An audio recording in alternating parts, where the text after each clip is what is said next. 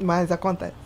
Ô, Bia, qual que é o transtorno mais mal compreendido pelas pessoas? Mais mal compreendido, eu acho que o transtorno borderline de personalidade é um transtorno muito mal compreendido. Borderline. Borderline.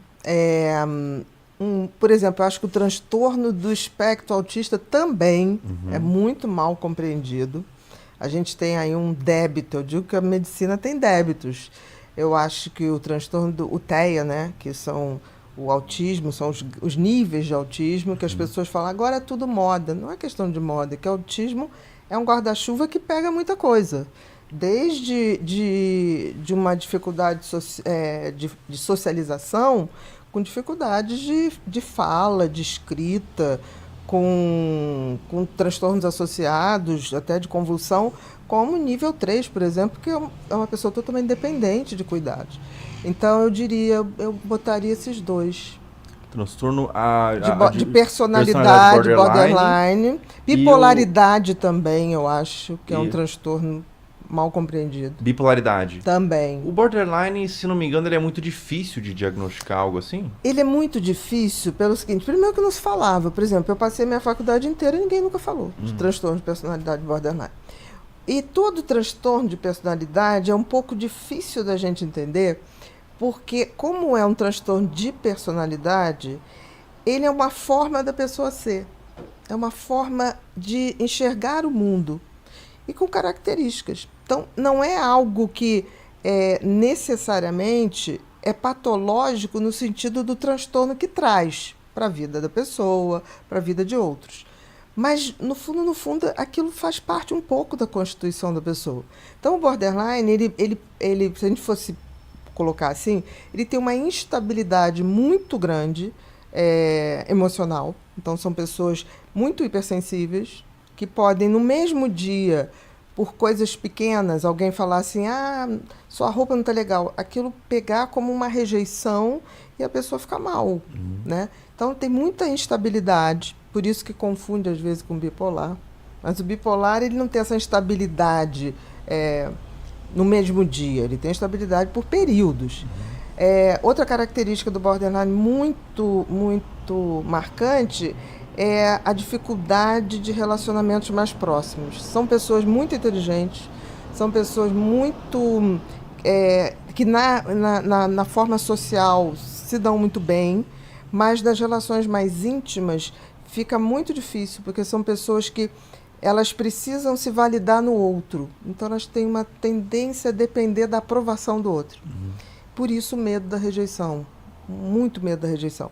E são pessoas que têm uma autopercepção muito depreciativa, do tipo, não se veem como são, se veem Uhum. sempre muito menos.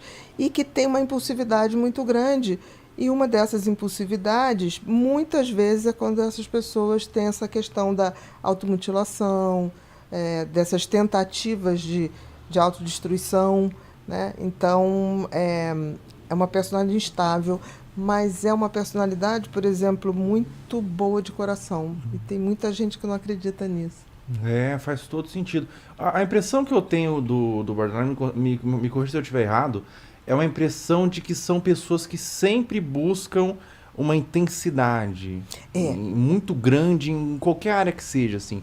E a imagem que me vem na cabeça, por exemplo, é a Andrea Surak, que Uhum, ela sim. tem Me transtorno parece. Eu de não sei se personalidade foi borderline. diagnosticada. Eu, se não me engano, ela Ela disse, falou, eu ela vi. Chegou a falou que falar? tem, Tá. ela realmente Uhum, tem borderline.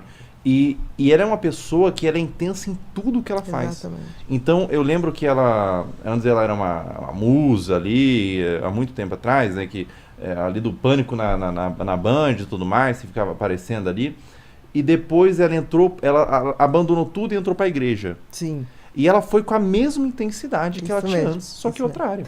E Ela você vê a começou a, instabilidade. ela começou a vivenciar a questão da igreja e tudo era isso, e começou a pregar e tudo mais, e Exatamente. nossa, uma coisa com muita força, e agora abandonei tudo isso. E depois abandonou a igreja e foi com a mesma intensidade para outro lugar ali de produção de conteúdo adulto. Eu vi esses dias a André Surak falando que estava fazendo um conteúdo, o nível da intensidade com o próprio pai. Uhum. e com a sogra. Eles estavam fazendo um conteúdo com o pai e com a sogra filmando, e daí era o pai tendo relação com a sogra da Andressa Surak, uma coisa de doido. E a Andressa Surak, o filho dela tá envolvido também nas gravações, assim. Então é tudo tão intenso que eu sinto que a pessoa, por mais desconfortável que seja essa intensidade, a pessoa sente um certo conforto cognitivo de estar vivendo uma coisa intensa. Eu imagino, me corrija se eu estiver errado, que deriva de traumas isso daí. Eu acho que, com certeza, em geral, a gente vê uma história de traumas infantis, de abandono ou negligência, tá? Ou abuso. A gente tem essas questões, que é muito comum. Mas, quando elas... É tão interessante, você falou da intensidade, é porque é tão difícil para eles terem uma estabilidade que qualquer coisa que faça sentido em algum momento é como se eles tivessem que mergulhar profundamente naquilo e fazer daquilo quase um modo de viver. Então, são pessoas que aderem muito facilmente a seitas, a coisas que pra gente a gente fala, nossa, é um exagero. Sim. Mas talvez exatamente por não ter essa sensação de ser uma pessoa inteira, é como se precisasse de algo, ou cognitivamente, ou afetivamente, para existir. Mas é importante a gente falar isso, que isso é o border sem tratamento. Tá. Porque eu conheço pessoas com borderline que fizeram melhor tratamento para border, é um tipo de terapia chamada dialética. É uma variação da cognitivo-comportamental, mas que para os borderlines, a dialética, ela é, vamos dizer assim, a mais cientificamente provada que melhora. Porque é como se você ensinasse para ele os valores, quem eles são, qual o limite que ele tem com o outro, descobrir quais são os talentos, porque assim, o border é muito intenso. Então, quando ele está sob tratamento e começa a descobrir seus potenciais e suas vulnerabilidades, ele não faz uma coisa pela metade. Ele faz inteiro. Foi o que você falou. Ele vai tão intensamente que você fala assim, como é que essa pessoa conseguiu ir tão profundo nesse assunto? Ela consegue. Ela ou ele também, né? Porque a gente fala muito de mulher, mas tem homens também. Não é a maioria. O borderline também, olha que engraçado.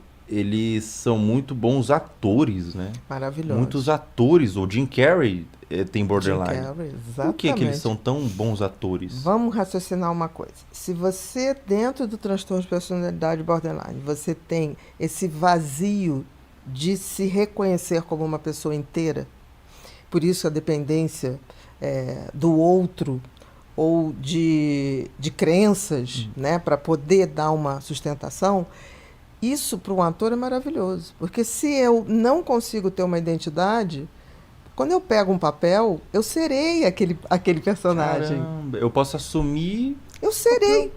Eu não interpreto, eu sou aquilo. Por isso que as melhores atuações, disparadamente, são das personalidades border. Eu brinco que se não fosse o borderline, Hollywood teria outra história. Seria outra história. Entendeu? Muito interessante, porque a pessoa, por ela não ter uma personalidade assim bem delimitada, essa coisa de saber quem se é, ao que se destina, é como se existisse um vazio, até por conta desses traumas, né? Desses abusos, é como se fosse um oco. Então é como a pessoa precisa fazer uma conexão com crenças ou com outra pessoa para validar que ela existe. Agora, você imagina isso quando você ganha um personagem. E aí esse personagem chega para você, ele olha aquilo, ele vai ser aquilo. Que interessante, meu. Então Puxa muito comum o ator ou a atriz borderline fazer tão bem um personagem que quando acaba aquele personagem, ele leva um tempo ainda sendo aquela pessoa. Mergulha completamente. Mergulha completamente. Eu tratei vários atores e atrizes, nunca divulguei nome, não divulgo, que eu acho que isso, quando vazou alguma coisa, porque eles falaram, quiseram falar, mas isso nunca aconteceu. E eu me lembro que os funcionários que trabalhavam, teve algumas que o funcionário ligava assim, Doutora, só para dizer que a novela acabou, mas aqui em casa ainda continua. Caramba, meu. O café da A manhã. pessoa não consegue desligar ali, né? O café da manhã ainda é o do Aí dá o personagem. personagem. Caramba, que doideira, hein, meu? Então, assim, o transtorno, você falando assim, não sei se eu posso dizer dessa forma, mas o transtorno, a palavra transtorno é quando está atrapalhando a Exatamente. sua, o seu, a sua Exatamente. vida, né? Por exemplo, porque qual é o critério para você dizer que a pessoa tem um transtorno mental? Quando traz transtorno para a vida, Sim. a sua ou das pessoas ao redor. Uhum. E o critério de tratamento também é isso. Porque tem um outro conceito em transtorno mental, Felca, que é o seguinte, o espectro. Tudo no transtorno mental vai desde um traço, é algo que lembra, mas não chega totalmente a dar um diagnóstico. Tem gente que tem traço border, mas não é border. Porque para ser, eu tenho que ter uma intensidade, eu tenho que ter uma frequência, eu tenho que ter um prejuízo. Tanto na minha vida pessoal, quanto na minha vida profissional, quanto na minha vida social. Sim. Entendeu? Se não tiver Um prejuízo. prejuízo, Não é um transtorno, né? não é um transtorno.